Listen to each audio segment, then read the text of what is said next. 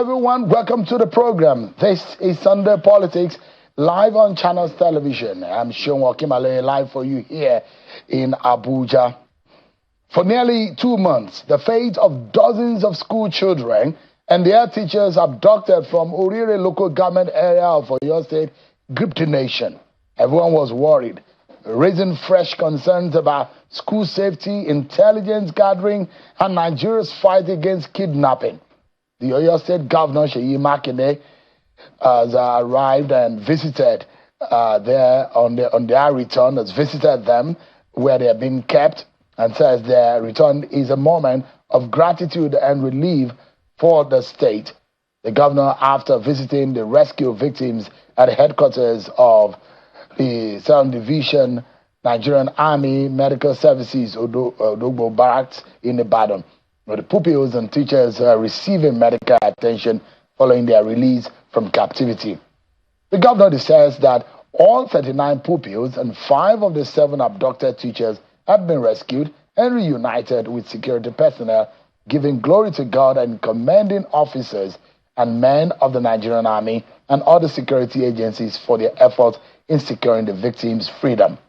Governor Makinde says that the rescue operation came with sacrifices, revealing that some security operatives lost their lives during the operation. Now, after a coordinated security operation that secured the freedom of all 39 pupils and 5 teachers without a reported ransom or payment or prisoner exchange, attention is shifting from the relief of the rescue to the bigger questions. First, let me allow you to listen to Governor Seyi Makinde once they were rescued and he visited them at the hospital. To our troops, the officers and men, we lost some officers and part of our troops as well. So all the families that have lost loved ones in this whole process, we want to assure them that their loved ones will not have died in vain. So I'm extremely happy. First, I can see that they were happy to be out of captivity, just like any of us. When your freedom is taken away, it's a different set of mind. But they are glad to be back. Some of them are still very frail. They have to do quite a bit of medical intervention, post-traumatic issues, to be addressed. But we have the team ready to do that. Now to the bigger questions. What made this operation successful? What sacrifices were made by security personnel? What lessons can be drawn for future hostage rescue missions? And can these mark a turning point in the country's battle against organized kidnapping networks? But first and foremost, what do we know? These are some of the facts as emerging from this rescue operation. This one, we understand that on the side of the Nigerian military or the Nigerian force, there might be some casualty. Well, unfortunately, since the 15th of May, that is the day they were abducted, 57 days in captivity. There are 39 pupils that were abducted by these terrorists.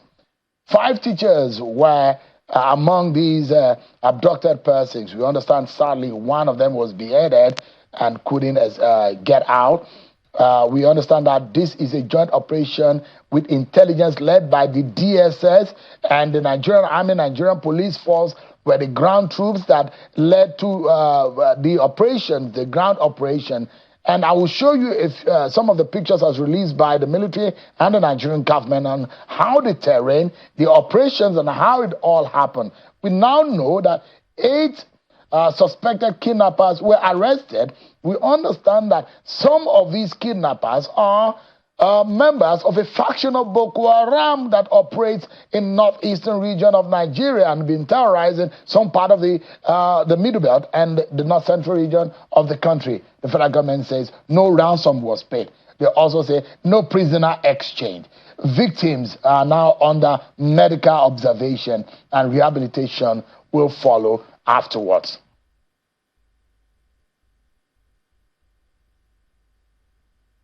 Let's take a look at some of the videos which will give you a vivid explanation. The abducted persons were being kept around the Oyo National Park. The terrible terrain. It took almost two weeks or more. And part of the intelligence that we now know is that the terrorists and their family members were also taken by security operatives. And the pictures of their families and that were taken were being shown to them. They were under pressure with the threat of wanting to kill them, wanting to, if they come close and all of that. You see how the troops were gathering and mobilizing. It took several days for them to be able to go close. And when they were even moving close, you see that they were moving on foot for several kilometers across the water, across the hills. A lot of intelligence that we know right now is the fact that the terrorists were under pressure because intelligence led to the success of this operation. No ransom was paid. This is one of the few moments where our combatant soldiers and operatives across the different agencies and the forces join forces and ensure that this happens. You will see how vast some of these vegetation and the landscape, the architecture is, and it took several days, and hopes were high that this was going to happen because the communities around that area was infiltrated by the military for several days, combing them and ensuring that no casualties on the side of those abducted. There were gunfire exchange until these persons were being eventually rescued. You can see what happened. Part of what we know is that there is an elite squad led in also by the military, the DSS, and the police in conjunction with the brigade in Oyo State. All of them made sure that these happen. We understand also that there are two major persons here in Abuja who also led NSA Nuhu Badu and Tosin Ajayi of the DSS, worked in hand to ensure that the intelligence for them to be able to get all of these happen. Everybody is fine, yeah? Don't worry. I will not. We saw you. Don't worry. No, don't worry. Don't worry. You're back. Okay? We'll take care of it. Don't worry. We'll get your car now. We'll get your car. So, my salute tonight to the gallantry of our men, the soldiers, the operatives, the DSS, the police that make sure that this happened. It's a sore moment in our history, in our security architecture in Nigeria. But those who risk their life day and night, because we understand that they've been camping for more than 3-4 weeks, a month or more, trying to get this done. And when it gets done, one thing that we need to do, because these people have family members also, their wives, their husbands, that they left at home, and they make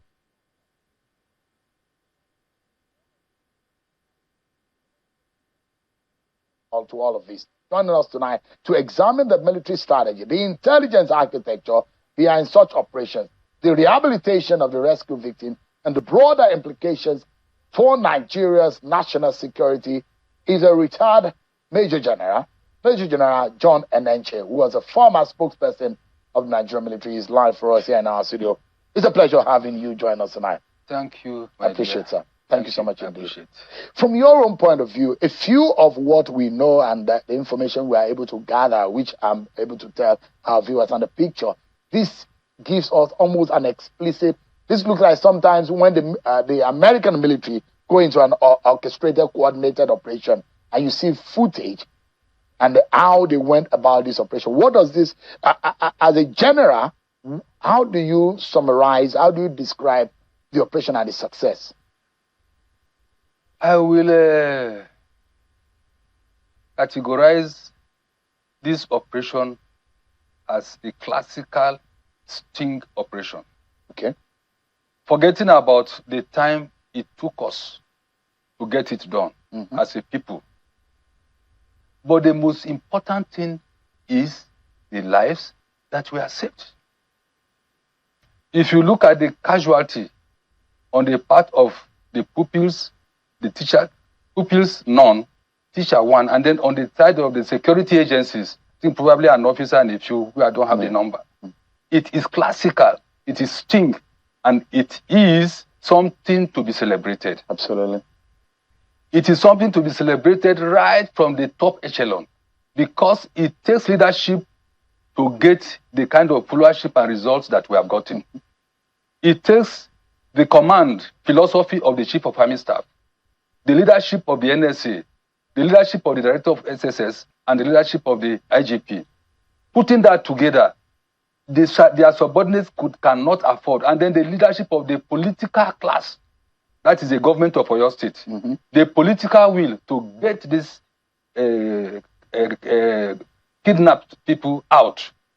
So I will categorize it as a classical example of a rescue operation. I'm not saying that the casualty is good, but for me, by and large, every standard, it is good. But, and encouraging. What does this say about the possibility? And I'd like to find out from you as a general on the field that this is an elite squad from what you can see, isn't it? Yeah. This is not just your usual officers from the different, but this must have been an elite squad put together for this mission. Am I right? Yes, you don't take a general duty person, a general duty soldier, is it the state service or the police, for such a mission. We have a special training for them, the special forces, trained to withstand, to overcome hard terrain that can even be sustained off land for hours, for days, that should be able to adapt to difficult situations. Special forces, and I believe and I know that the SS state service they also have, the police they have. It is not a job for an ordinary somebody engaged into the military. No, we have specializations. So it's a specialist operation, and I must commend them for it. One of the information and intelligence we now hear is that the military use counterintelligence to frustrate and put the terrorists under pressure. And part of what is it? Yeah, part of what we understand is that they went after the families of the terrorists, took them also, and sent pictures and videos to say, we've got your people, and put them under pressure. That tactical kind of approach using intelligence, what does that mean? It's psychological operation. Okay. They are human beings. So it's a special type of psyops that they use by packing, arresting, targeting their own people that will now soften their hardened ground. So it's a psychological operation that you use against your enemy. And it's very, very effective. And I'm imagining, General, that a coordination across the field, the command and control center, the terrorist camp, and whatever network they have to be able to successfully get into the other. Because what we have been hearing for the past few weeks is that our troops cannot engage because of the possibility of casualties. And if this has happened, a lot of Nigerians, a lot of people who are, I'm someone who wanted to go into the army and to the force, so I'm so much interested in operations like this. So a lot of people may not understand what it takes. When it goes south, that's when we know. But when things go well, we probably will not appreciate the effort. If anything had gone wrong, it would have, casualty would have been on the abductee side. But from your own point of view, how technically savvy or how advanced do you think these operations? Can you give us a vivid explanation of what could have gone in the background? Yes, this operation is technology-driven and highly professional. Technology-driven in the sense that for the armed forces, for the collective security team to be able to penetrate and counter their communication, and locate where their families are to pack them, that is a high plus, high C plus. Now, that kind of operation is not easy and it's not ordinary. So we look at it as a high tech. Not that we have gotten to where we should get to, because if we are there already, they wouldn't have been abducted at all. And that is what some of us outside now, we are now packaging, trying to ensure that we map schools, mosques, all these public places, we map it so that we get real-time information when there's going to be a security breach. Give us an understanding, General, that what really do you think is probably the biggest lesson in terms of this kind of warfare? If, for example, we are able to successfully carry this out as a people, what is the capacity of our forces? If they are able to carry this thing, because remember, sir, America carried out a sting operation using their elite force to extract one of their citizens in northeast Nigeria. Yes. And they did it, and the way that Osama bin Laden was being taken out, or our terrorists are being taken out by the American soldiers, and it's similar to what we have seen. If we can do this, give us an idea of the possibility of what our soldiers, our troops, or across the agencies can do. We can do more than this. Okay. Why am I saying so?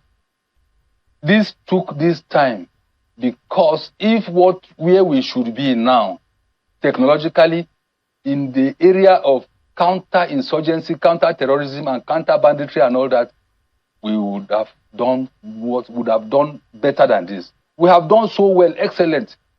I'm mixing words now because, yes, if we don't praise, if we don't encourage them what we have done, now how do we get to the next level? If it's bad, we complain. We complain. But when it's good, I am of the opinion, General, and I've conversed that Nigerians need to unite against terror. Yes. Because look, whatever these troops have done, like I said, every man that you see, they have a father, mother, sister, brother, that they are not just all by themselves. They are also Nigerians. Yeah. They are risking their lives every day for the safety of our country. Yeah. And for no cause of their own is the insecurity situation that we have in Nigeria today.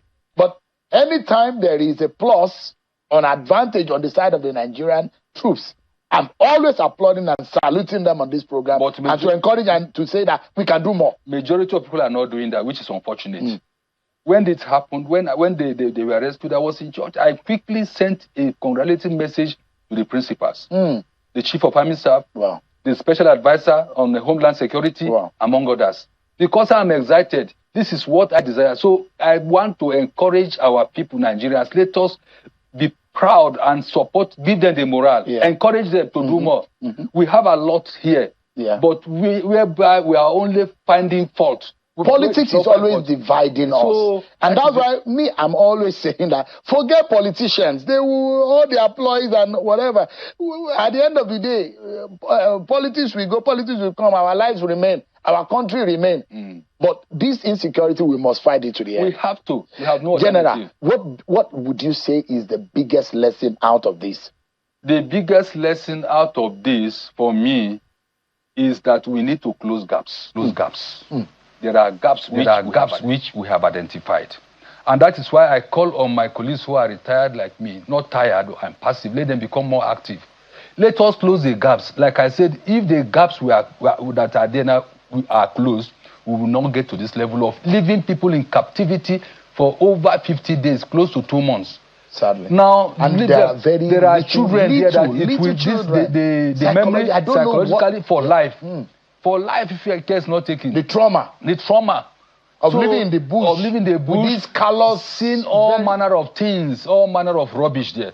So the lesson is that for us now to jump up, come together. We are coming up with innovations. Let us embrace those innovations. Like I just mentioned in a passing, we should be able to geolocate, map, which we are doing, put an umbrella in this country.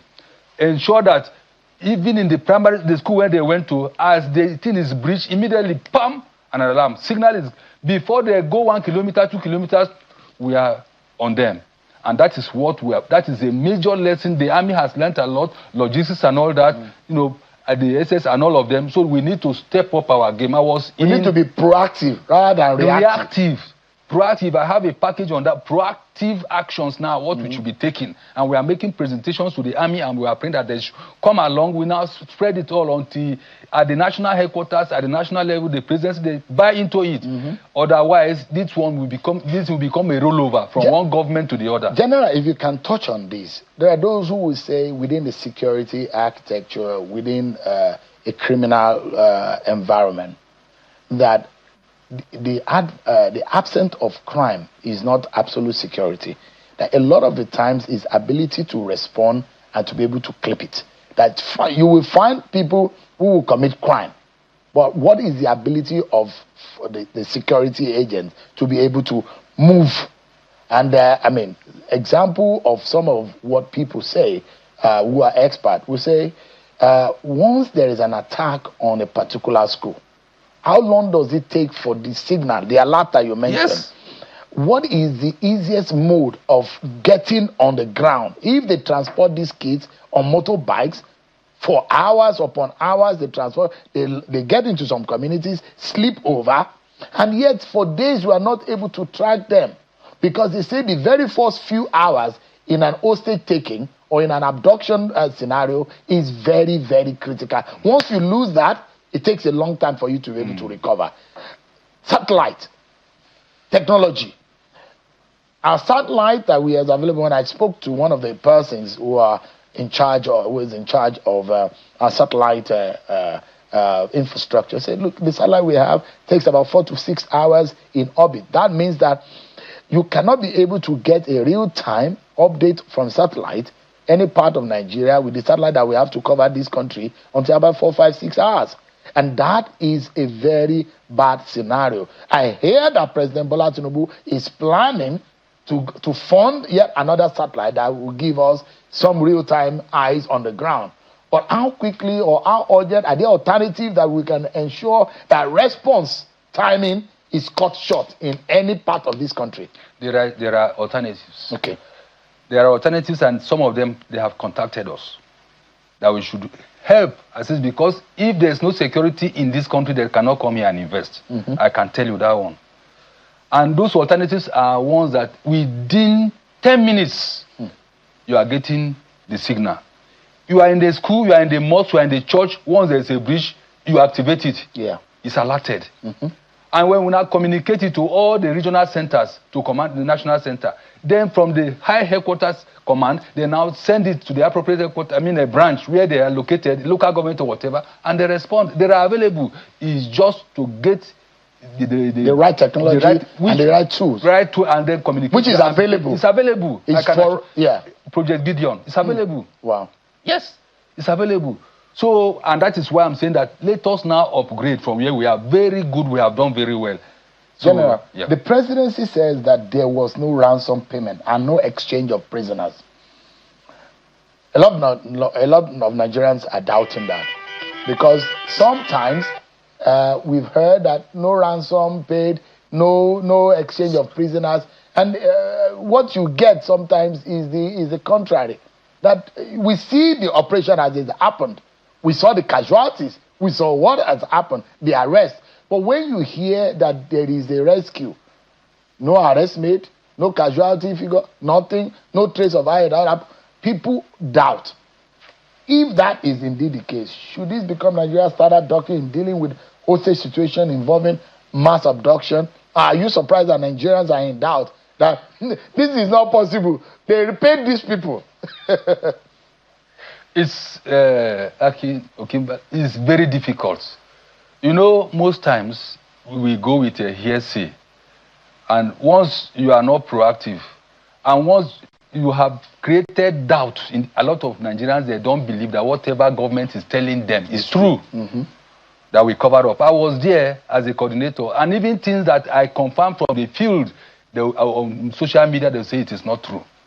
It's unfortunate, but I want to say that we need, for once, as a government, as a people, to have strategic relationship with our people, with the populace, with the people, communicate to them as often as possible.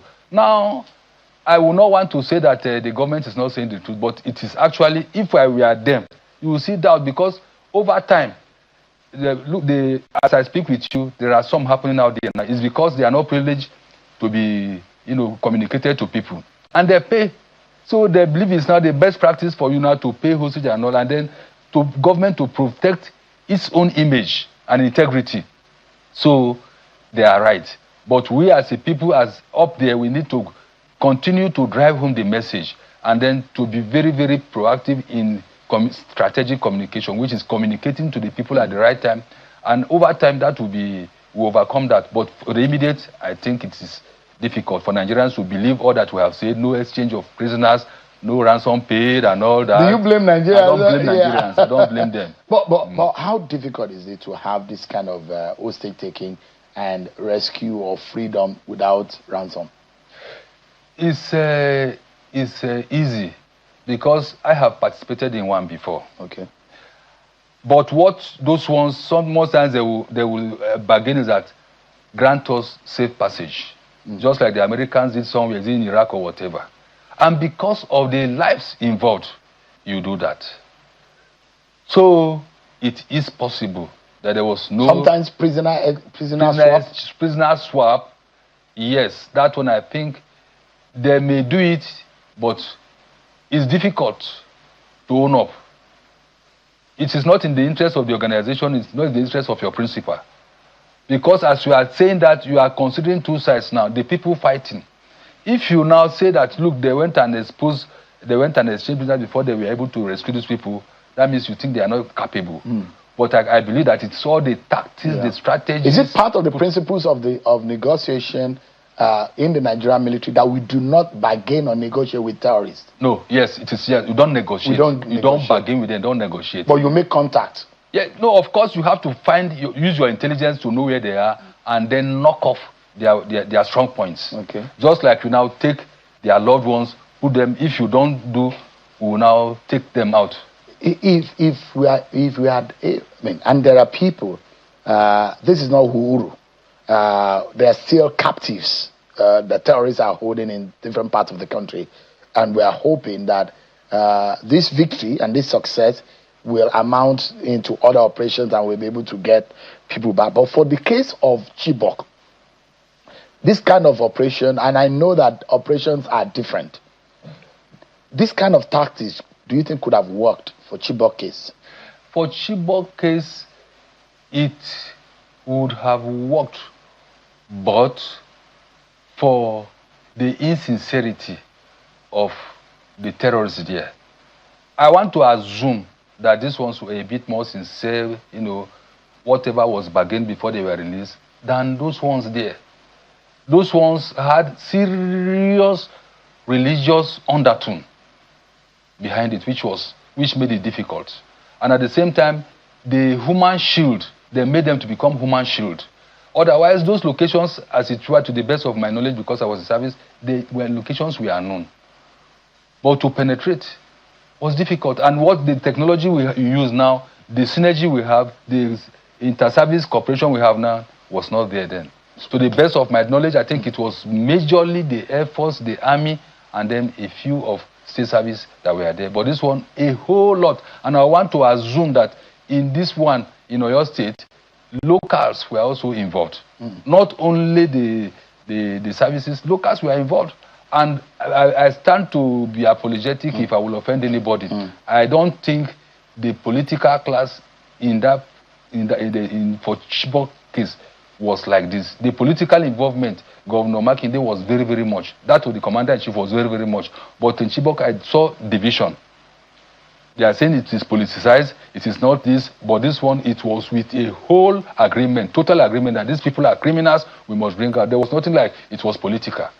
There was nothing like that in this one. So there was unity of purpose, unity of focus, and that was high. That was what made Chibok to be very difficult. Yeah. General, before you go, if you are to tell President Bola Tinubu, let's assume he's watching right now, or he's right here, in just 30 seconds, what would be your biggest lesson as he is the Commander-in-Chief? Going forward, what would be your biggest lesson that you would like him to take note of? As someone who has seen it all, who has been there and done that, what advice would you give him tonight? The advice I will give the Commander-in-Chief, His Excellency, is that we should now upgrade the technology, the intelligence approach we use to tracking, dictating all this. So we should now apply the strategy of detect, delete, and dominate. Which, if I'm given the opportunity, I can present it to him, present it to them. Because it is, imagine the people that were left from the Northeast, part of them are the people creating this problem for us. If they were dictated and deleted from the Northeast, we won't have them spreading. And there are people spreading all over the whole country. Wow. So that is the lesson. Henceforth, once we get them in, we just dictate them, delete them, and then dominate the area. General John Anenche, a former military spokesperson, thank you so much indeed. Always a pleasure having you join us, and thank you for your service to the nation. Thank you, my dear. I appreciate it. Thank you. Our hearts now to those who have gallantly won our hearts, these soldiers, these police officers, the DSS operatives who have made our country proud. We know you can do much more, and you will rescue those who are still in captivity. You've got our support and our salute tonight, wherever you may be, you and your family. Thank you so much for your service to the nation. When we return, still ahead of the program, what exactly changes now that the NIMSI Act 2026 has become law? Will a stronger digital identity system make Nigeria safer, reduce fraud, and improve public services? Or will it also raise fresh concerns about privacy and government access to citizens' data? We asked the Director General and the CEO of NIMSI, Dr. Abisoye Koka Odushote, after this break, everyone. Join us again. Resilience today is not about surviving disruption. It is about growing stronger because of it. Many organizations face fragile operations, supply shocks, exhausted teams, and slow adaptation. The leaders who succeed develop adaptive resilience, systems thinking, and rapid learning. Join TechSem at Park Inn by Radisson, Nairobi on the 19th to 23rd of July 2026. Learn from Oxford scholar Professor Nick Cheeseman, Resilience Authority John Peters, and strategy expert Professor Paul Griffin. Build organizations that bend without breaking, adapt without panic, and grow despite uncertainty. Program fee is 8.5 million naira. For more information, contact the number on your screen or send a mail to the email on your screen.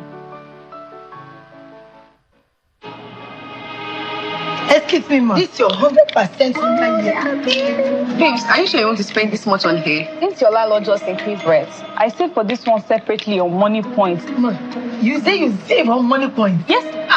This Madam Money Point here, the array of Yadrea there, it charges savings Money Points I used to have it. The rest of this my sub is fees savings Money Points I used to do it. The salary of this my staff is save as you transact. Jennifer, Money Point save as you transact. Money Point fixed savings and Money Point target savings. What's up?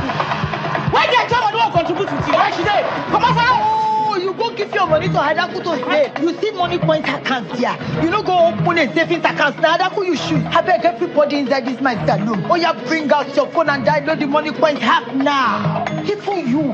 What are you waiting for? Download the Money Point app now. Hadaku, wow, open Money Point account. Money Point, made for your progress.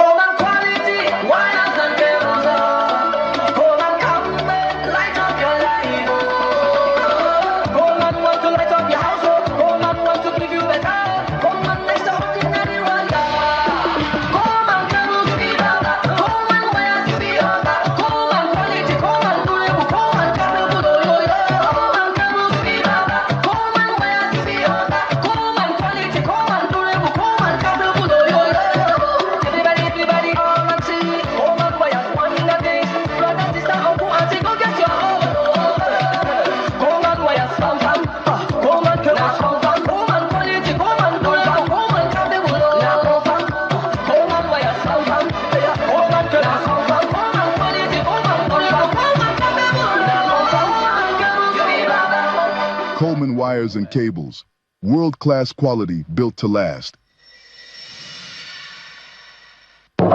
In Swiss Trade, we offer economy doors, project doors, pivot doors, internal wooden doors, steel security entrance doors, customized exclusive and historical doors that is only found in Swiss Trade, all with weatherproof elements. Purchase from Swiss Trade Doors today and enjoy 50% discount offered by for limited time only.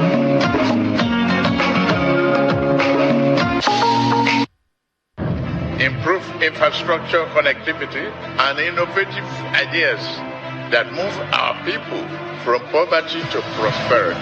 From the north to the south, across valleys, rivers, and rising skylines, one name powers it all. Secure, intelligent, and built to last. Nigeria's digital transformation is unfolding before our eyes. We connect governments, empower agencies, and enable service delivery in the private sector, all driven by brilliant minds and bold ideas. Across public and private sectors, governance to learning, e-health to emergency response, we are integrating the systems that drive our progress as a nation.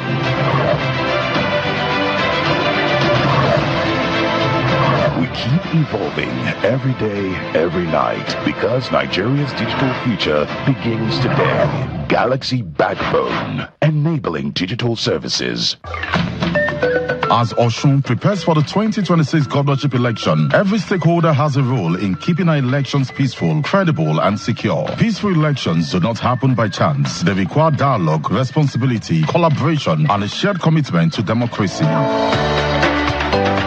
Join major stakeholders, political parties, security agencies, INEC, traditional and religious leaders, civil society organizations, and the media at the Osun Election Peace and Security Summit 2026. Date is Monday, the 13th of July, 2026. Time, 11 o'clock in the morning. Venue is the Aurora Event Center, Osogbo. If you can't attend in person, follow the summit live on Wave FM and Channels Television. The summit is convened by the Kimpa Development Initiative with support from the UK Foreign, Commonwealth, and Development Office, FCDO, and National Endowment for Democracy, NED. Together, let's build peaceful election for Osun. Don't forget to save the dates. The National Assembly, Federal Republic of Nigeria, announces its NAS Open Week 2026 with theme 3 years of the 10th Assembly, advancing transparency, inclusion, and reform. Invited guests include the First Lady, Senator Oluremi Tinubu, CON, the Chief Justice of Nigeria, Honorable Justice Kudirat Kekereekun, the Secretary to the Government of the Federation, SGF, Senator George Akume, Chief of Staff to the President, Honorable Femi Gbajabiamila, CFR, the National Security Advisor, Malam Nuhu Ribadu, governors of the 36 states of the Federation, all honorable ministers, all service chiefs, and the IGP, the DG, DSS, the Commandant of the Nigerian Security and Civil Defense Corps, heads of agencies, captains of industries, and the business community, traditional rulers, the British High Commissioner in Nigeria, head of European Union delegation to Nigeria and ECOWAS, all political parties, the civil society, and the media. Date, 14th to 16th July 2026. The schedule of events is as displayed. Announcer, Akin Rotimi Jr., House Spokesman, Chairman House Committee on Media and Public Affairs. This event is supported by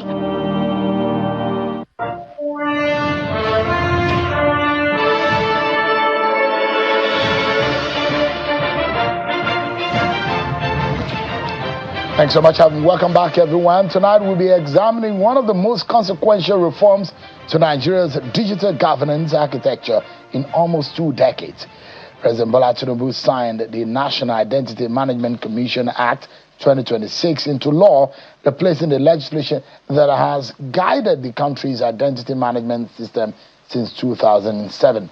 The government says the new law will modernize Nigeria's digital identity ecosystem, strengthen national security, protect citizens' personal data, deepen financial inclusion, and provide the legal foundation for a secure digital economy.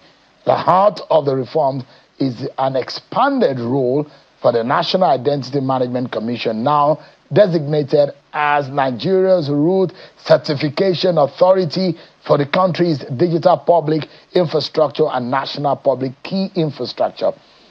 Well, supporters have said that the registration will make identity verification more secure, improve access to government and private services, and help combat fraud and impersonation. Yet the reforms also raise important questions. How secure will Nigerians' personal data be?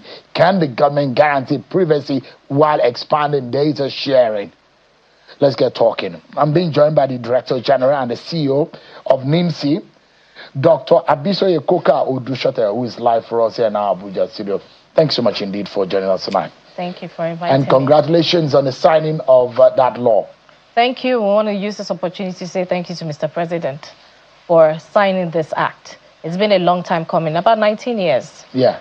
You know. And the big question will be that we've had scattered, staggered data banks, INEC data, FRSC data, driver's license data.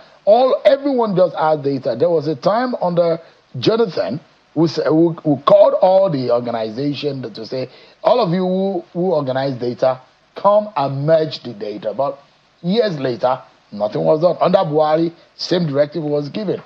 But what does this new act, what is significantly different, or what will it make in terms of data? Well, the new act basically cements NIMSI's role as the foundational harmonized identity for Nigeria. And the NIMSI Act speaks to one identity for all. So which means that duplicate databases will be harmonized. Every single database will be integrated. It also speaks to the Root Certificate Authority, which is now NIMSI for the public key infrastructure, which basically is a digital trust framework where you use a set of cryptographic public keys to be able to authenticate a message that is being sent on a device, and also to validate the user that is sending that message, basically making your message more secure and more private. And doing this will definitely aid in reducing and tackling cyber fraud. Why did we need a new law? There are those who say, why not just rejig the old law? Well, the old law was outdated. I mean, 19 years is way too long. Advancement in technology has taken place. Now we're talking about digital public infrastructure, digital public ecosystem, public key infrastructure. Everyone's talking about AI. I mean, we need to ensure that we align with best global practices that are out there. So we had to update the law. I'll tell you that the initial law in 2007, which was enacted then, actually did not cover data protection provisions. It had very limited provisions around data protection, very limited provisions around cybersecurity. And as you know, the Data Protection Act was enacted in 2023, and the same for the Cybersecurity Bill, which was done in 2015. So we had to make sure that all of these are reflected in the Act. Also, in terms of registration of every single Nigerian, it now ensures inclusivity for persons with disabilities, for elderly citizens, for babies, and for women.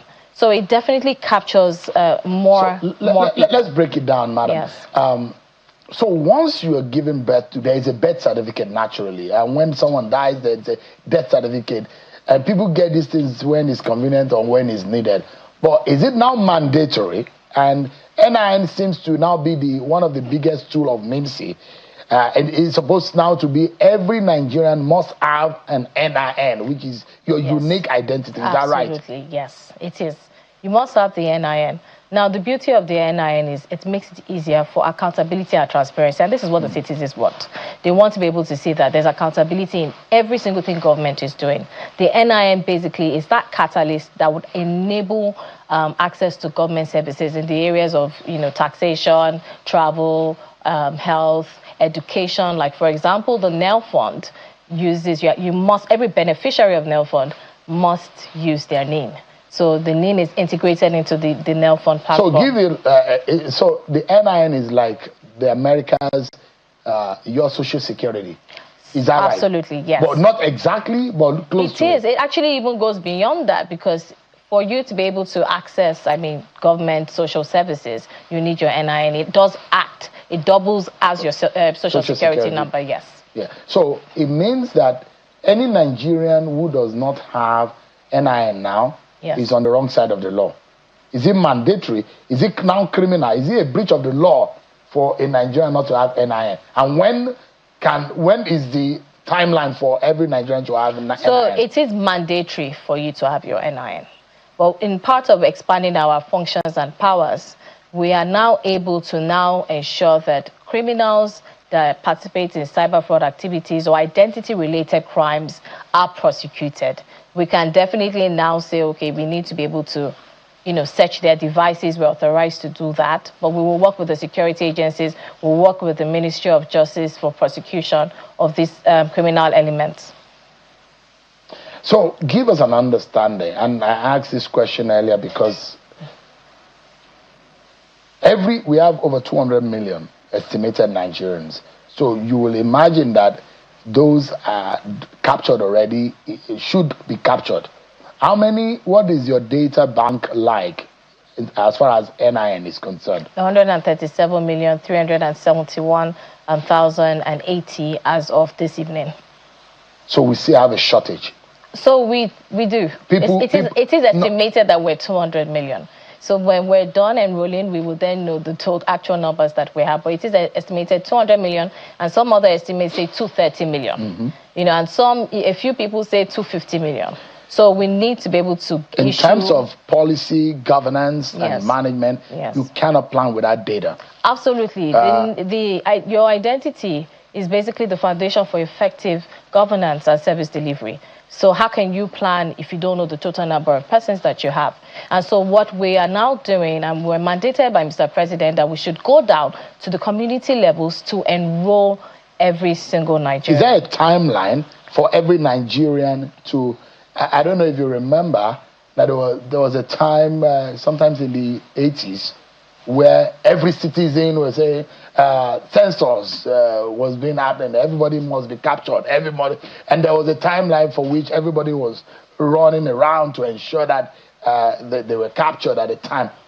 Is there a timeline for the which president every has Nigerian... given us till the end of this year to make sure that we capture every single Nigerian? And what we have done is we have partnered through the World Bank ID4D project with the front-end partners. They are part of the digital identity ecosystem. So these are private citizens that we've enabled, we've given jobs to go and enroll citizens on our behalf. And so they are going to the nooks twice? and crannies. Is that not possible? That's why it's called a unique identifier, so that you're only enrolled once.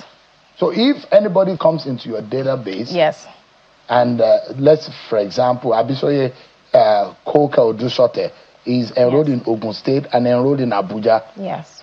And let's assume you have maybe another name that you have is Janet. So we say Janet Abisoye Koka, and there is Abisoye Odusote. Is there a possibility that you can have one person with two identities? So let me explain what the legacy system happened, or what they used to do.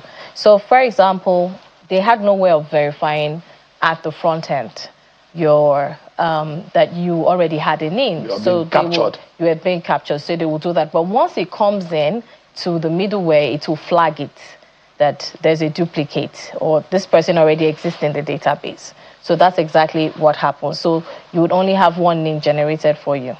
So and the other one that comes into that place goes into a deduplication bucket where it to be invalidated. So it's almost impossible for one person, as long as your biometric and your your fingerprint and your biometric is being captured. Almost impossible. Absolutely. And one of the things that this act has done is to cement our role in capturing biometrics. So which means that people should stop. Private sectors, public sector will not be able to capture your biometrics anymore. They will call it through the API integration from NIMSI to validate. The telcos are already doing that with us at the moment. So if you need a SIM card, if you go to any telco's office, they capture your face biometrics. It matches against my database in real time to validate that you are who you are. So we're doing field validation and biometrics to tighten the security around confirming your identity.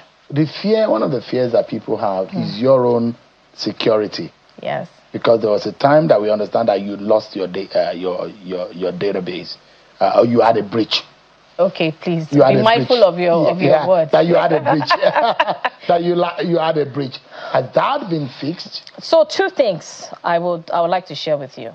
First of all, we are the only commission that uses the services that we offer. So which means that I also need a NIN. So if I have a NIN, then it would be my duty to ensure that there is no data breach, right? We don't have that. There's never been a data breach. It's always been an assumption that there was a data breach. What usually really happens? Yeah. So what usually happens, just like the way you have phishing sites, you have people, and you have even fake visa sites. You have people that set up sites, they set up shops, illegal shops, that look as if they are NIMC agents. They are not. They are rogue agents. You come in, they, and obviously unsuspecting of what's happening there, and they collect your information and they store it on their own database. Even the NIN slip that we had before was a NIN slip done in PDF initially. It was a very simple slip.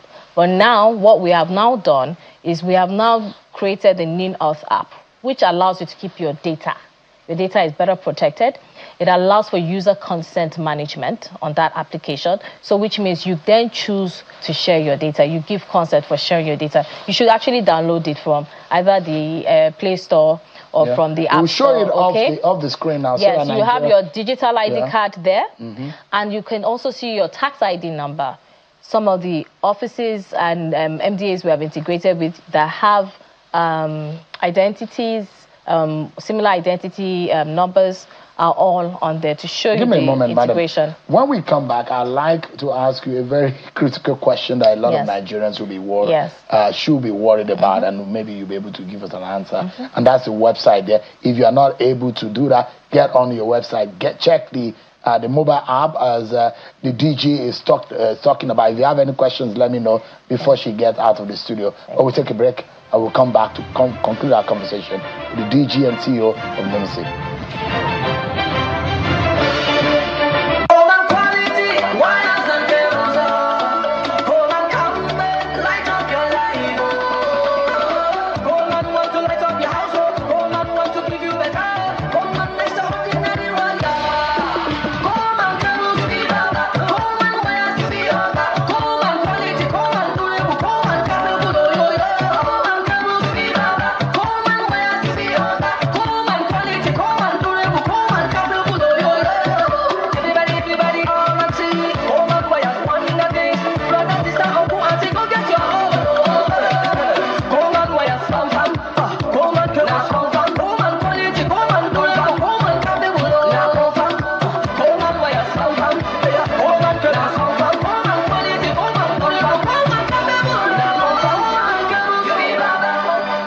Wires and cables.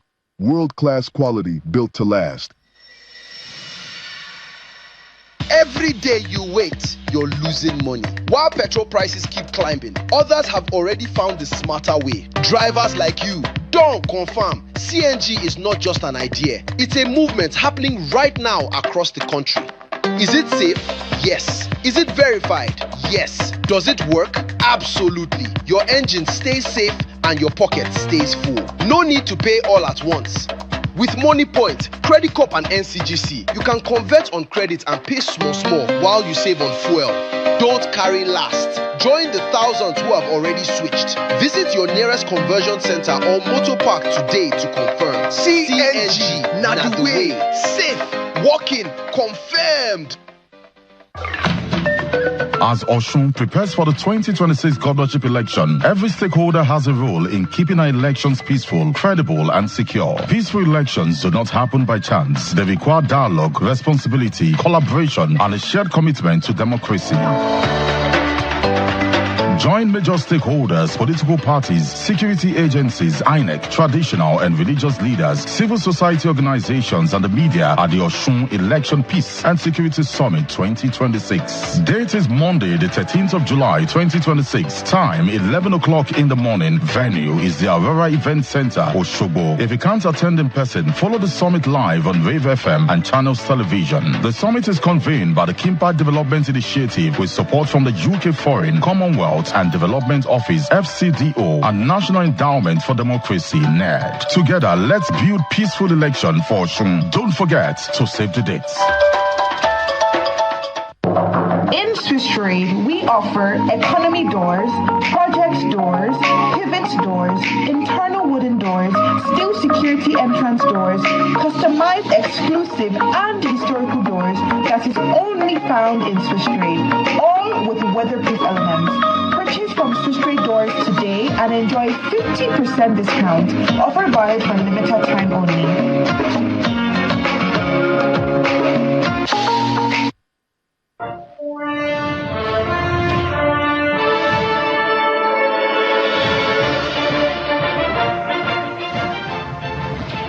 Thank you so much, everyone.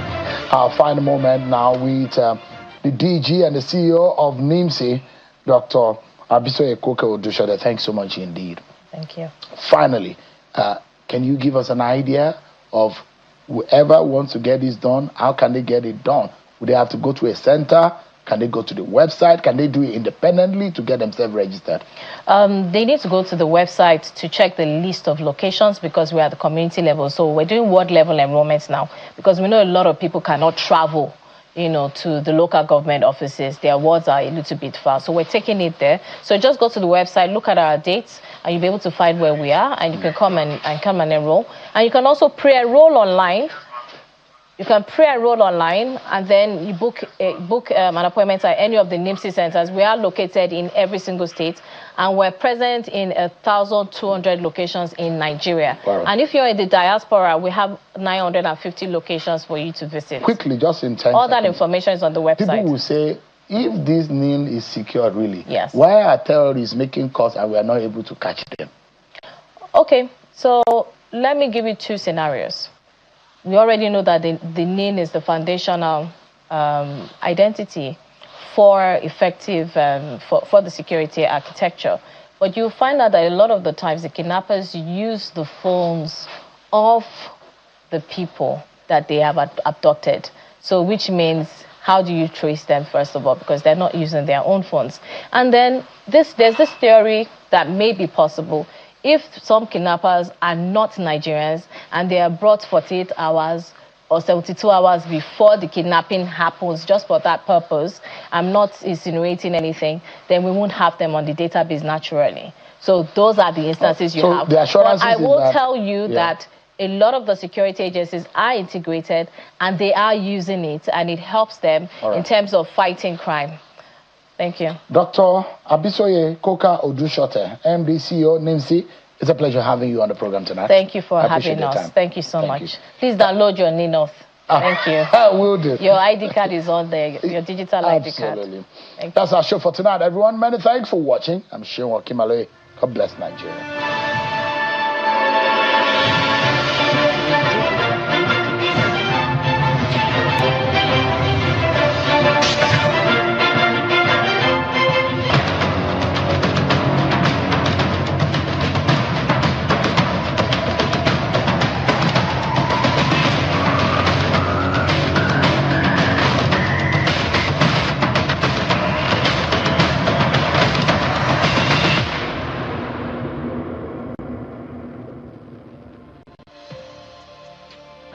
Where do we draw the line?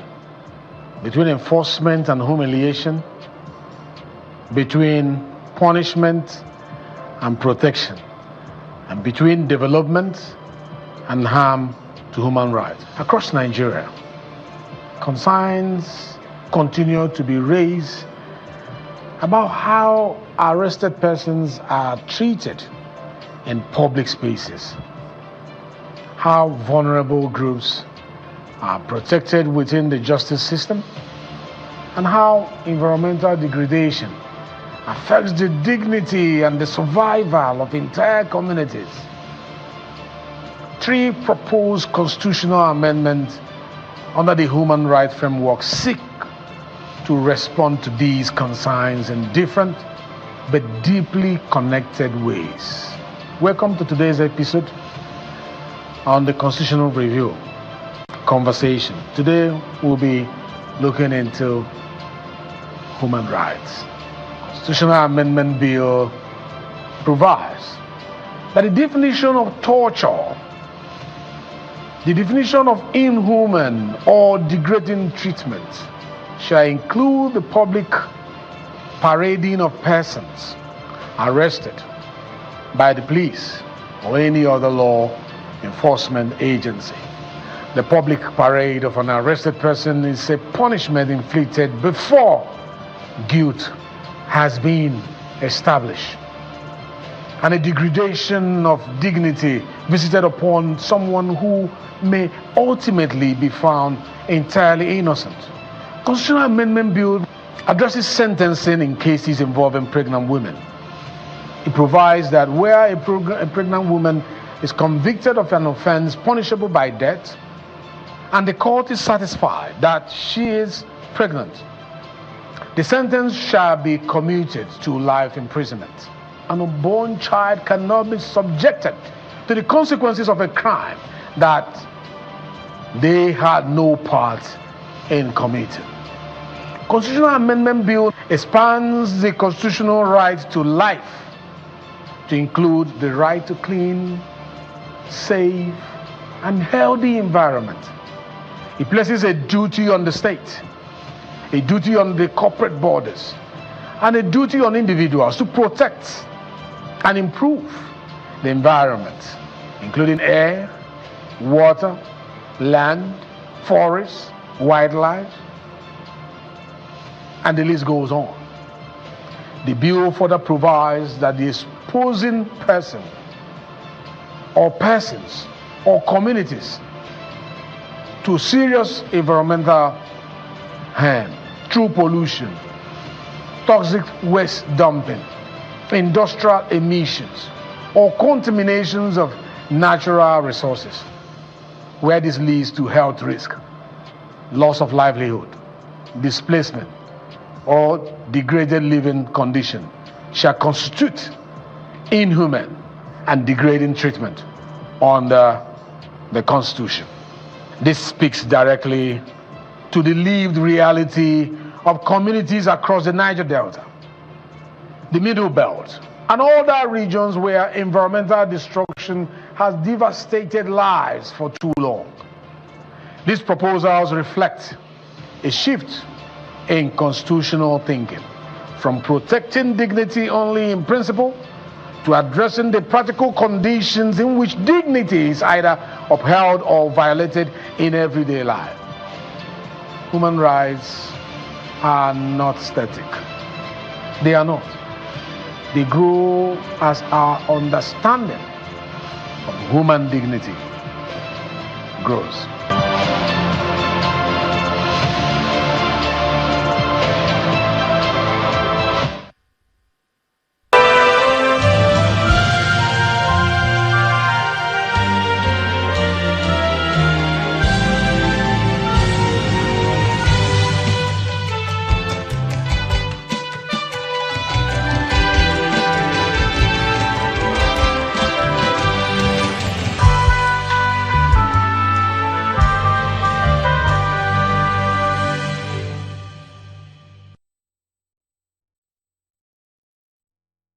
Here's a little riddle for you.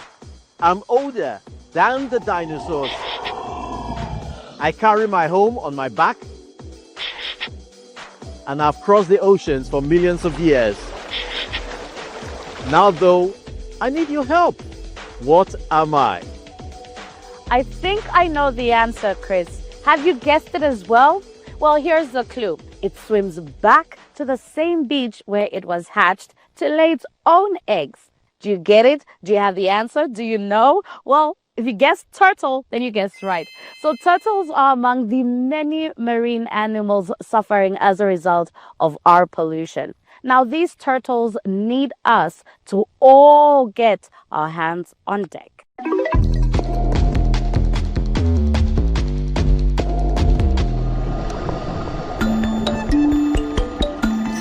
One good turtle photo can become much more than a holiday memory. In Egypt's Red Sea, it can become scientific data.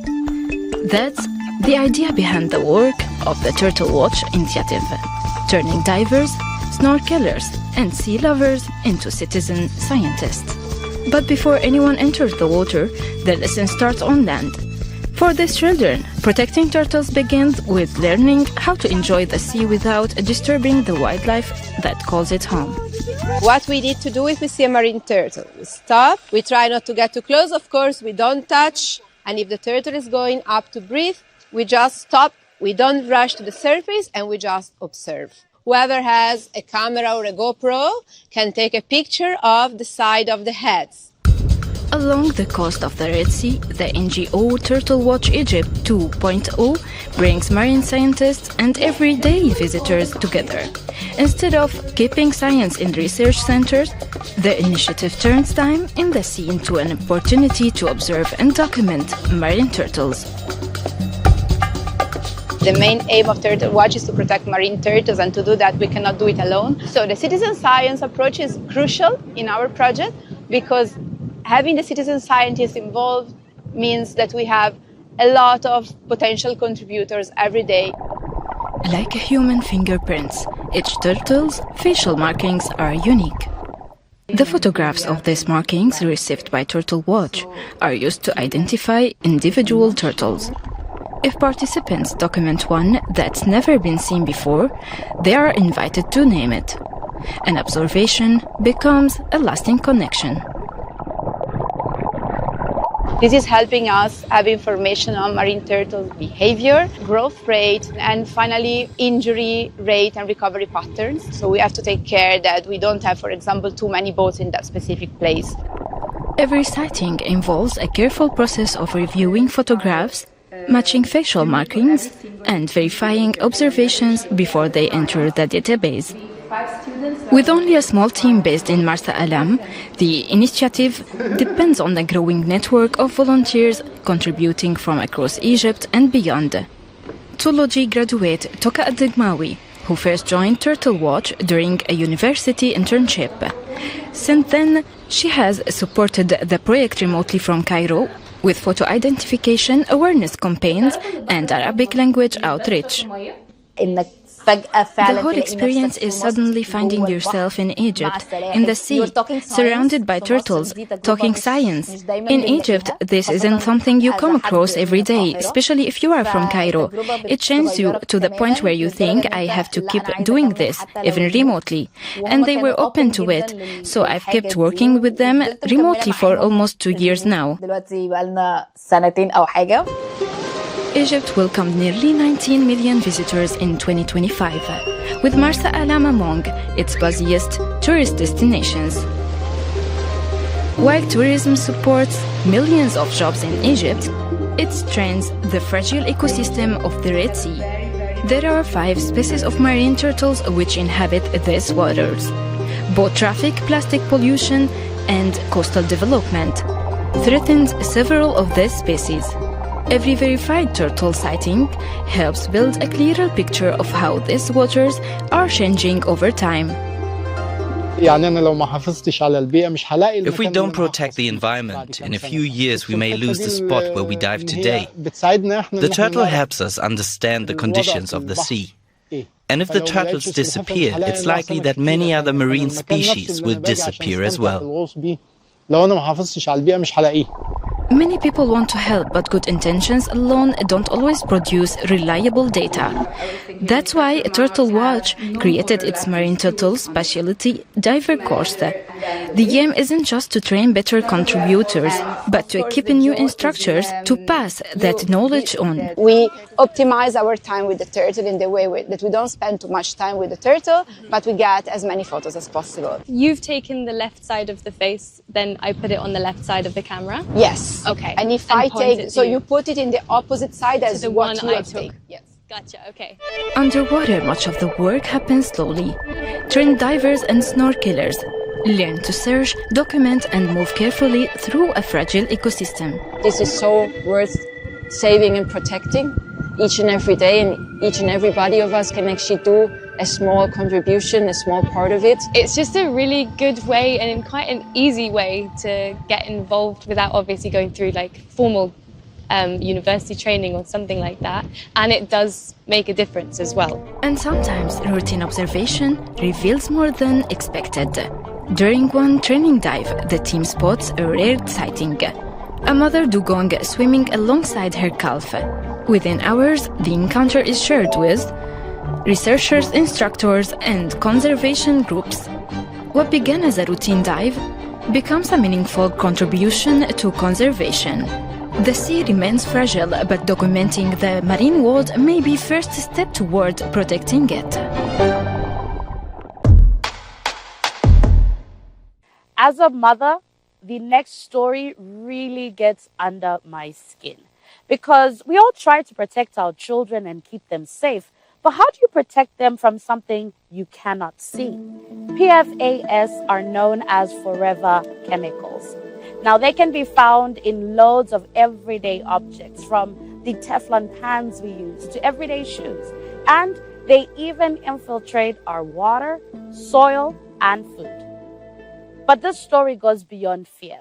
It is a story of resilience, of mothers refusing to remain silent, communities standing together, and scientists working to solve the problem. These mothers are at a historic protest against a chemical plant that threatens their water, their health, and their children's future. It spouts forever chemicals, also known as PFAS. It will pass from a mother's body to her children. Are we supposed to just stand by and watch our children suffer? This story of PFAS contamination is part of a global chemical crisis that began thousands of kilometers away in Italy.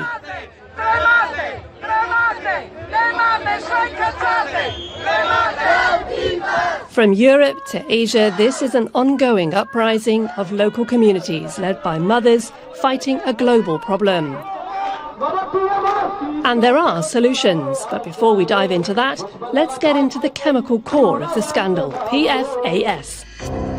PFAS are a group of over 10,000 chemicals with exceptionally strong carbon-fluorine bonds.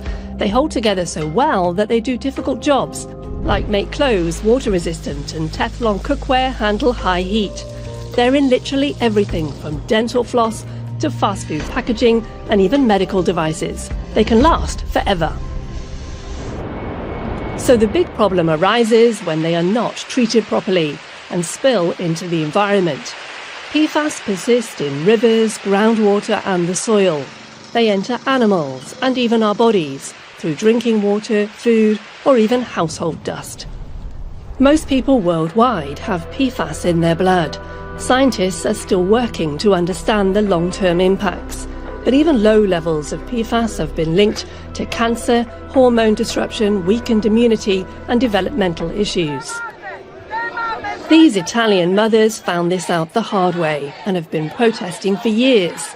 Their white T-shirts became their symbol. They show their children's names and the PFAS levels found in their blood.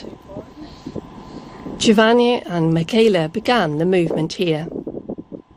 In 2017, we heard my daughter's blood contained levels of these substances that were among the highest ever recorded worldwide. The company, Metani Chemicals, lay just a few kilometers from their village and its effluents reached it. Giovanna and her husband didn't know this when they moved here 26 years ago, giving up their city jobs for what they believed to be a healthy, pollution-free countryside life for their 5 children. We realized that we had a bomb, that our children have a bomb inside their bodies that can explode at any time, and that, unfortunately, there was nothing we could do. The discharge of PFAS from the company contaminated the land here all the way to the sea. The pollution was only publicly uncovered in 2013 when scientists tested the water. By then, an estimated 350,000 people in the region had been exposed, in some cases for years. The case triggered a major public health response, including mass blood testing. A study has since recorded 4,000 excess deaths in the area from diseases including kidney and testicular cancer and cardiovascular disease. There was also a causal link to the death of a Metani employee from prolonged exposure. Giovanna had to change life on her organic farm. She stopped growing fruits and vegetables and had to cull her animals. The ones that remain are now treated as pets. At first, she was scared, but then she wanted to take action. Giovanni and Michela and many other mothers began organizing. Anger was the first strong emotion. But coming together as women, as mothers, has softened it. It's been transformed into a drive to understand the problem and to find solutions together.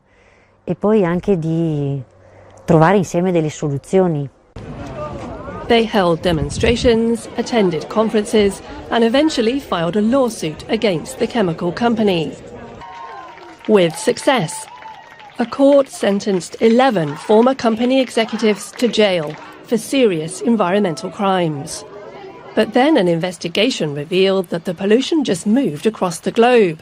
The machinery of the bankrupt Miteni plant has been transferred to India. Michaela was able to contact people from the area, including Varun Sukraj. He comes from the village where Miteni's machinery is now back in operation. Here, production continues under the name Lakshmi Organic Industries. The region hopes to become a new centre of chemical production. Varun began raising awareness in the village. He told people that when regulation tightens in one place, often production doesn't disappear, it relocates, landing on those with the least power to resist. A video Michaela made went viral among the community here.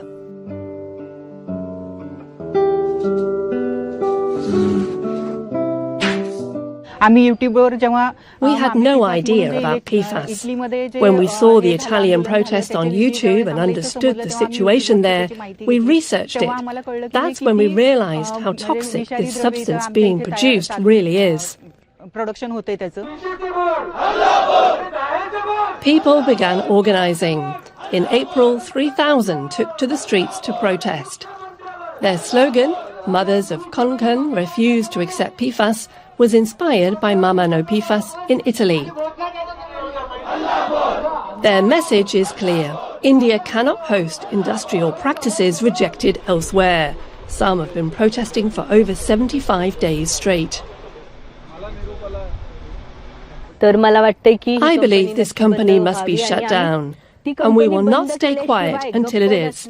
This mother of Konkan says no to PFAS. In India, there is currently no regulatory framework that bans or governs the production of PFAS, a gap that has allowed the issue to remain largely invisible in public discourse so far. But back in Europe, there are scientists working on a different part of this problem. The Zurich-based startup Oxyler has found a way to not just detect and measure PFAS in wastewater, but also destroy the chemicals. Founder Fayez Mushtaq grew up in India. That always formed a part of my life where we could never take water for granted. And it also led to a mission in my life where I wanted to do something about water when I grew up. My journey into PFAS started much later in life. It started when I came to Switzerland. And I realized even in a country like Switzerland, where the water looks so clean, we have all these invisible chemicals. We have PFAS, we have pesticides, pharmaceuticals in water, which should not be in there. Oxyler built a mobile container that can be driven to industrial sites where PFAS are produced, allowing the chemicals to be eliminated at source before they reach the environment. Inside the container, water that has been contaminated is pumped into this canister. UV lights and a special cocktail of chemicals are then added to the water, which breaks down the strong chemical bonds. What comes out are harmless end products like water, carbon dioxide and fluoride. The cleaned up water can then be safely released into nature. This technology can typically treat a few thousand litres of water per hour, depending on the level of PFAS concentration and how much energy is used during the process. This technology that we have is specifically designed so that anyone can afford that. Where we have different levers we can tune. We can give them a very quick treatment because they can afford to pay for high energy because space is the issue, like in Europe. Or we can also do a much slower treatment with low energy. This is one part of the solution that can be deployed globally.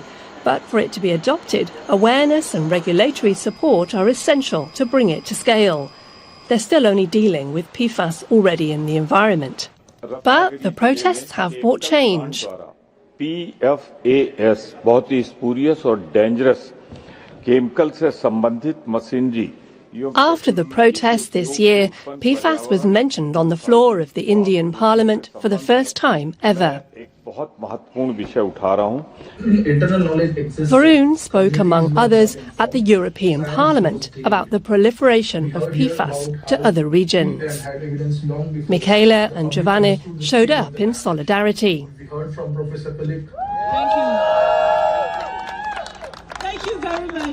Currently, the EU is considering a broad ban on PFAS production, use and sale, with limited exemptions. Companies would then face stricter reporting rules, tighter emission limits and clear phase-out deadlines. And that would be a big first step forward in the fight against these tough, forever chemicals in our water, soil and bodies.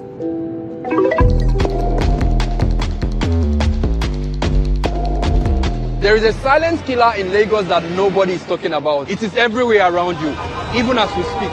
What if I told you there is a way to handle it and still move about with your hustle? Dumping the fuel engine and going for an electric bike is not just saving you money, it is giving us cleaner air to breathe in Lagos. Egbo, you think saying a joke? 70% of the choking smoke we dey see for Lagos comes from vehicle emission. Think again, oh. We are talking over 11,000 lives lost every year just from breathing polluted air. That's not a flex. No exhaust fumes means cleaner lungs. You are not just protecting the environment, you are protecting you. Imagine a Lagos where you can actually hear yourself think. No heat between your legs, no scars from hot exhaust. Just fresh air. Are you ready to move without the noise and the fumes? Let's go! Farming without soil sounds futuristic, but aquaponics is actually pretty simple. First used by the Aztecs hundreds of years ago. It's a system where fish and plants grow together. Actually, it's bacteria that do the heavy lifting. The fish produce poop and bacteria turn it into food for the plants. Without the bacteria, neither fish nor plant could survive. Around 70% of global freshwater use goes to agriculture, but aquaponics uses up to 90% less water than soil-based farming because the water is recycled again and again. And because the plant root sits directly in nutrients, crops like lettuce can grow in just 28 days instead of 60 to 100 days as they would in soil. Aquaponics can produce 2 to 4 times more food in the same area than soil-based agriculture. And no soil also means no weeds. Let's go to Libya and see how they do it there. This is not your typical farm. The roots of the crops don't grow in soil. They get their nutrients from the water of a giant fish tank. At harvest time, the lettuces are just lifted out on their floating plant beds. This is aquaponics, where fish and vegetable farming work side by side. At our farm, Hydro Harvest, we grow all kinds of leafy greens: lettuce, arugula, mint, basil, kale. We use a deep water culture system, meaning the plants grow in nutrient-rich water. Abdullah Al-Fandi's farm lies just outside Libya's capital, Tripoli. Human-induced climate change has hit this North African country hard, causing searing heat waves and droughts. For Libya's 1.5 million farmers, such as Mohamed Al-Zawawi, it's an existential threat. Al-Zawawi grows chard and pomegranates, but watering them is a growing problem. Like most farmers in this parched country, he relies on water supplies from the reservoirs of Libya's great man-made river project that funnels water from an aquifer under the Sahara. But the network has been damaged in the country's armed conflict. Mohammed is worried about his future. I've lost a lot of crops. I used to fill 4 trucks with produce. Now I can barely fill 1, and even that's a push. I still try to sell what I can on the market, but we've had no governmental support. We have a long coastline on the Mediterranean. I really hope the authorities will invest in desalination so farms like mine can irrigate with seawater.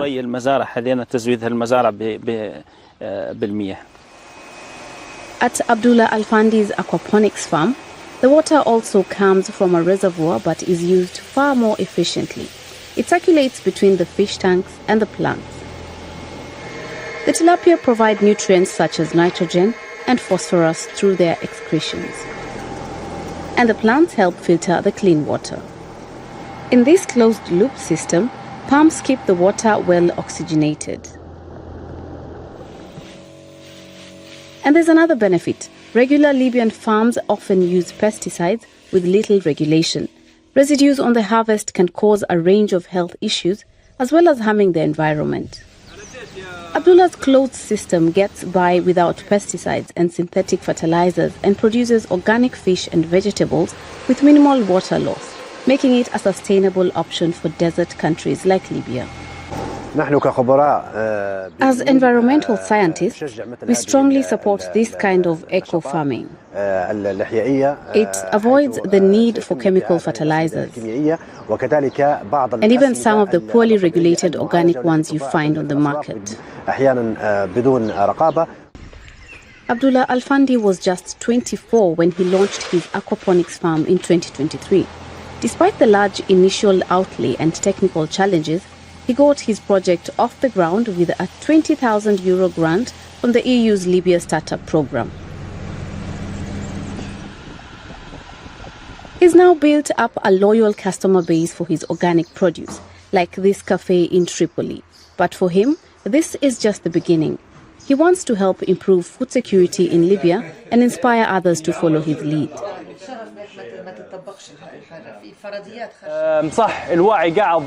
Awareness is still lacking,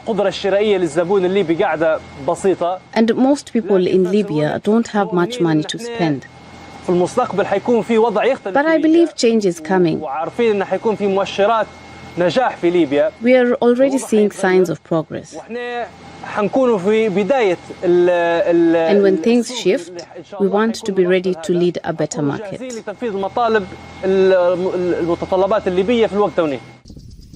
Mohamed Al-Zawabi is also looking into water-efficient farming systems. He's realized you can get bigger yields in smaller spaces with multiple harvests per year. With more information and research becoming available, I'm seriously thinking about moving away from traditional farming to save water and reduce waste. I've already started using drip irrigation, and I'm exploring hydroponics as a more efficient, more sustainable option. Meanwhile, Abdullah Al-Fandi is constantly refining his system and has added azolla to the growing cycle. The plant, also known as mosquito fern, covers the surface of the water, reducing evaporation and keeping mosquitoes from laying eggs. It's also packed with protein and makes perfect food for his fish. Organic aquaponics could play a big part in future agriculture in Libya, where innovation isn't just smart, it's essential. Well, and that's it for this time. This week's show was about the power we have to make a difference. Many of us want to give back to our communities and make a positive impact on the places that we live.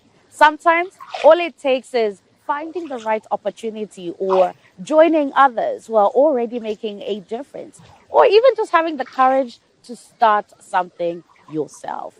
The power to create change is in our hands. Exactly. I would love to hear about anything that you're up to. Get in touch and don't forget to subscribe to our newsletter too. See you next time.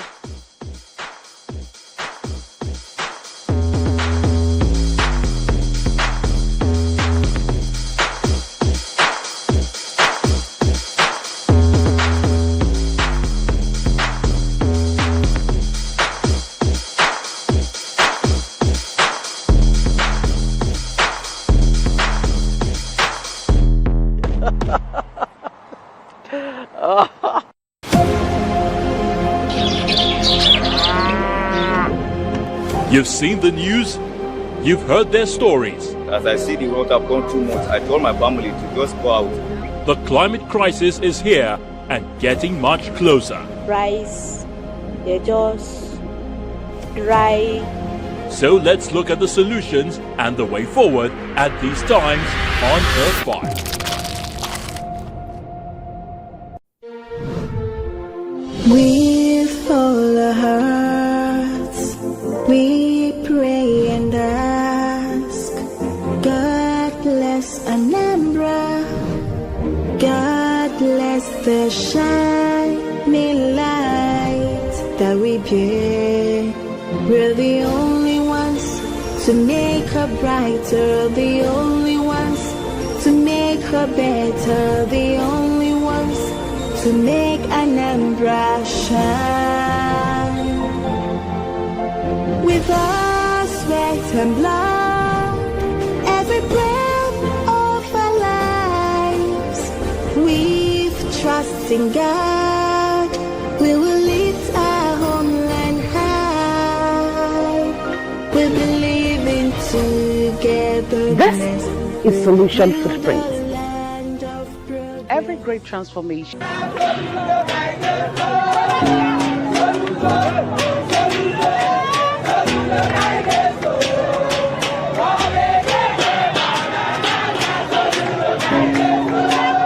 It's not a passable road before now, but the governor, in his wisdom. Number one, before we know they go on Marema, Territory Junction. Now they from where now they go on Marema Territory Junction. As of now, we're taking Mr. Governor, His Excellency Soludo. Well, we thank him for the good work he's doing. We say, may God bless. Chukwumacha Soludo, CFR, can never promise something he will not fulfill. Instead, he will not fulfill it, he will never promise it to you. In Anambra, the 8.5 million residents of Anambra will receive some value or the other. For Governor Chukwumacha Soludo, road construction is more than infrastructure. It's an investment in people, progress, and the future of Anambra State. The impact of today's decision will be measured not only in kilometers of road, but in the life it has touched and the opportunities it will create for the future generation.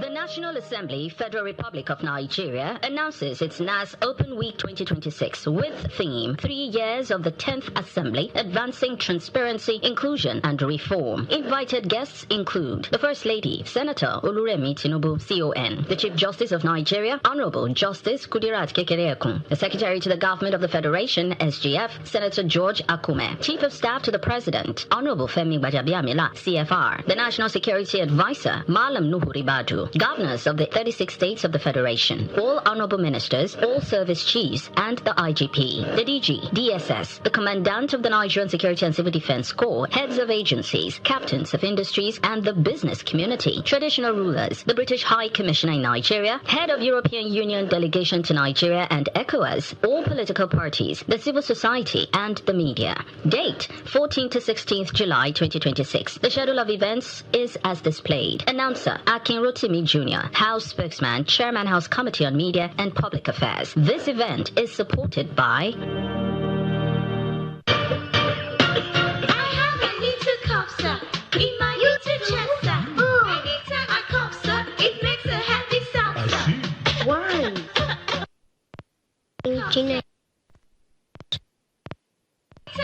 Uniplex cough syrup contains ammonium chloride, diphenhydramine hydrochloride, sodium citrate, and menthol crystals to give you relief from sore throat, cold, and... Yeah, we said now. Yeah. Uniplex cough syrup. Cage the cough, free your voice. Resilience today is not about surviving disruption. It is about growing stronger because of it. Many organizations, supply shocks, exhaust teams, and slow adaptation. The leaders who succeed develop adaptive resilience, systems thinking, and rapid learning. Join TechSem at Park Inn by Radisson, Nairobi on the 19th to 23rd of July 2026. Learn from Oxford scholar Professor Nick Cheesman, Resilience Authority John Peters, and strategy expert Professor Paul Griffin. Build organizations that bend without breaking adapt without panic, and grow despite uncertainty. Program fee is 8.5 million naira. For more information, contact the number on your screen or send a mail to the email on your screen. Piles can be so irritable. It itches badly, causes inflammation of the rectum, and gives so much pain and discomfort. But here comes the solution. Anadol. Anadol suppositories contains bismuth subgalate, balsam peru, and zinc oxide to give you relief from the irritating effects of piles and hemorrhoids. Get Anadol and get